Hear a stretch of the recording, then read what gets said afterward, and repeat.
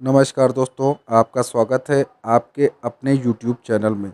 मित्रों, आज की वीडियो में हम जानेंगे भीष्म पितामह के 10 काले कारनामों के बारे में। मित्रों, अगर आप जानना चाहते हैं भीष्म पितामह के 10 काले कारनामों के बारे में, तो आपसे निवेदन है कि वीडियो में अंत तक अवश्य बने रहें। करीब 58 दिनों तक मृत्युशैया पर लेटे रहने के बाद जब सूर्य उत्तरायण हो गया, तब माघ माह की शुक्ल पक्ष की अष्टमी तिथि को भीष्म पितामह ने अपने शरीर को छोड़ा था। इसलिए यह दिन उनका निर्वाण दिवस है। तो आइए जानते हैं भीष्म पितामह के बारे में 10 रोचक तथ्य और उनके 10 काले कारनामे। दोस्तों, पहला काला सच है कि राजा प्रतीप हुए और जिनके दूसरे पुत्र थे शांतनु।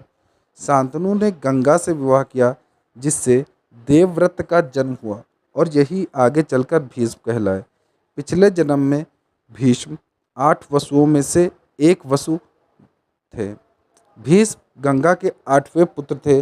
बाकी 7 को गंगा ने नदी में बहा दिया था।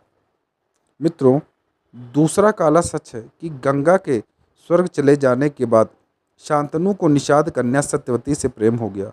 वे उसके प्रेम में तड़पते थे। सत्यवती ने शांतनु से विवाह करने के लिए भीष्म के समक्ष अपने पुत्रों को ही हस्तिनापुर की गद्दी पर बैठने की शर्त रख दी। तब भीष्म ने आजीवन ब्रह्मचारी रहने की प्रतिज्ञा ली और सत्यवती को लेकर राजमहल आ गए। अब मित्रों, जानते हैं अगले काले सच के बारे में। दोस्तों, शांतनु प्रसन्न होकर देवव्रत से कहते हैं, हे पुत्र, तूने पितृभक्ति के वशीभूत होकर ऐसी कठिन प्रतिज्ञा की है। तेरी इस पितृभक्ति से प्रसन्न होकर मैं तुझे वरदान देता हूँ कि तेरी मृत्यु तेरी इच्छा से होगी। तेरी इस प्रकार की प्रतिज्ञा के कारण तू भीष्म कहलाएगा और तेरी प्रतिज्ञा भीष्म प्रतिज्ञा के नाम से सदैव प्रख्यात रहेगी। मित्रों, अब जानते हैं अगले काले सच के बारे में। सत्यवती के गर्भ से महाराज शांतनु को चित्रांगद और विचित्रवीर नाम के 2 पुत्र हुए। शांतनु की मृत्यु के बाद चित्रांगद भी एक युद्ध में मारा गया। तब भीष्म बालक विचित्रवीर को सिंहासन पर बैठाकर खुद राजकार्य देखने लगे। विचित्रवीर के युवा होने पर भीष्म ने बलपूर्वक काशीराज की 3 पुत्रियों का हरण कर लिया, लेकिन उसमें से एक बड़ी राजकुमारी अम्बा को छोड़ दिया गया। लेकिन वह साल्वराज को अपना पति मानना चाहती थी और अन्य दोनों कन्याएं अम्बालिका और अंबिका का विवाह विचित्रवीर के साथ कर दिया गया। अम्बा को जब सल्वराज ने नहीं अपनाया तो उसने परशुराम से शिकायत की। परशुराम ने भीष्म से युद्ध किया, लेकिन इस युद्ध का कोई परिणाम नहीं निकला और अंत में अम्बा ने आत्महत्या कर ली। बाद में यही अम्बा शिखंडी के रूप में जन्मी और उसने भीष्म से बदला लिया। मित्रों, अब जानते हैं अगले रहस्य के बारे में। दोस्तों, विचित्रवीर को दोनों कन्याओं यानी अम्बालिका और अंबिका से कोई संतानें नहीं हुई और वह भी चल बसा। एक बार फिर गद्दी खाली हो गई। सत्यवती शांतनु का वंश तो डूब गया और गंगा शांतनु के वंश ने ब्रह्मचर्य की प्रतिज्ञा कर ली थी। अब हस्तिनापुर की राजगद्दी फिर से खाली हो गई। तब सत्यवती ने भीष्म से विवाह करने को कहा, लेकिन भीष्म ने प्रतिज्ञावश मना कर दिया। ऐसे में सत्यवती विचित्रवीर की विधवा अम्बालिका और अंबिका को नियोग प्रथा द्वारा संतान उत्पन्न कराने का सोचती है और वह इसके लिए परशुराम मुनि और उनकी संतान वेदव्यास को बुलाती है। भीष्म को अनुमति लेकर सत्यवती अपने पुत्र वेदव्यास द्वारा अंबिका और अम्बालिका के गर्भ से यथाक्रम धृतराष्ट्र और पांडु नाम के पुत्रों को उत्पन्न करवाती है। बाद में एक दासी से विदुर का जन्म होता है। मित्रों, जानते हैं अगला काला सच। महाभारत के युद्ध में भीष्म पितामह कौरवों की तरफ से सेनापति थे। कुरुक्षेत्र का युद्ध आरंभ होने पर प्रधान सेनापति की हैसियत से भीष्म ने 10 दिन तक घोर युद्ध किया था। 10वें ही दिन इच्छा मृत्यु प्राप्त भीष्म द्वारा पांडवों के विनय पर अपनी मृत्यु का रहस्य बता देते हैं और तब इस नीति के तरह युद्ध में भीष्म के सामने शिखंडी को उतारा जाता है। प्रतिज्ञा के अनुसार भीष्म किसी स्त्री, वैश्या या नपुंसक व्यक्ति पर शस्त्र नहीं उठाते। तब शिखंडी के पीछे खड़े रहकर भीष्म को अर्जुन तीरों से छेद देते हैं। वे कराहते हुए नीचे गिर पड़ते हैं। जब भीष्म की गर्दन लटक जाती है तब वे अपने बंधु बांधवों और वीर सैनिकों को देखते हुए अर्जुन से कहते हैं, बेटा तुम तो क्षत्रिय धर्म के विद्वान हो, क्या तुम मुझे उपयुक्त किया दे सकते हो। आज्ञा पाते ही अर्जुन ने आंखों में आंसू लिए उनको अभिवादन कर भीष्म को बड़ी तेजी से ऐसे 3 बाण मारे जो उनके ललाट को छेदते हुए पृथ्वी में जा लगे। बस इस तरह सिर को सिरहाना मिल जाता है और इन बाणों का आधार मिल जाने से सिर के लटकने की पीड़ा समाप्त हो जाती है।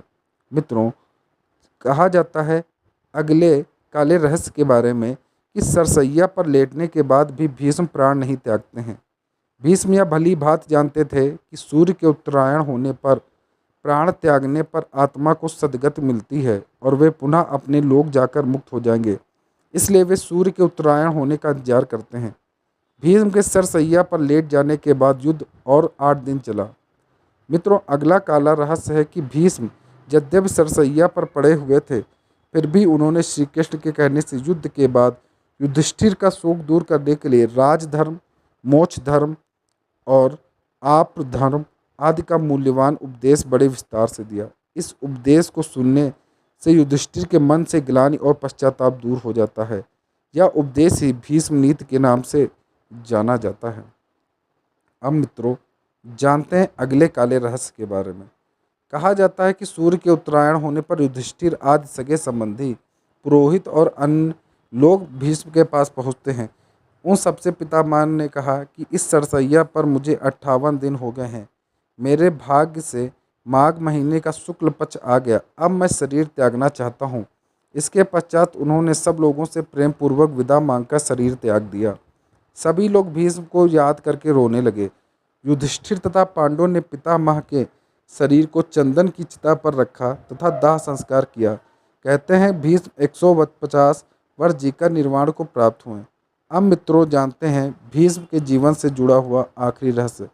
भीष्म ने अपने जीवन में कुछ अपराध किए। जैसे भीष्म ने अपनी शक्ति का दुरुपयोग करके गांधारी का जबरन विवाह धृतराष्ट्र से करवाया, उसी तरह उन्होंने अंबालिका और अंबिका का विचित्र वीर से विवाह कराया। उन्होंने पिछले जन्म में वशिष्ठ ऋषि की कामधेनु गाय का हरण किया था, जिसके चलते उन्हें मनुष्य की योनि में जन्म लेना पड़ा। भरी सभा में जब द्रौपदी को निर्वस्त्र किया जा रहा था तो भीष्म चुप बैठे थे। भीष्म ने जानते बूझते दुर्योधन और शकुनी के अनैतिक और छलपूर्ण खेल को चलने दिया।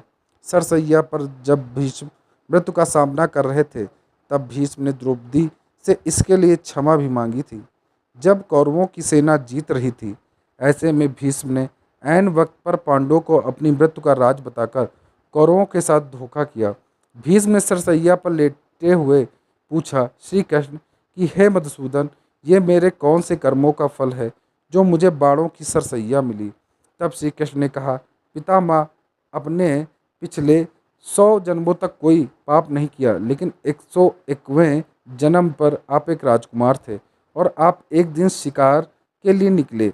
उस वक्त एक करकैटा एक वृक्ष के नीचे गिरकर आपके घोड़े के अग्रभाग पर बैठा था और आपने उसे उठा करके बेर के पेड़ के पास फेंक दिया और वह कांटे उसके चुभ गए, और जितना वह कांटों से निकलने की कोशिश करता वह उस कांटों में उतना ही फंसता, और इस तरह करकैटा 18 दिन तक जीवित रहा और कांटों से छिदा रहा।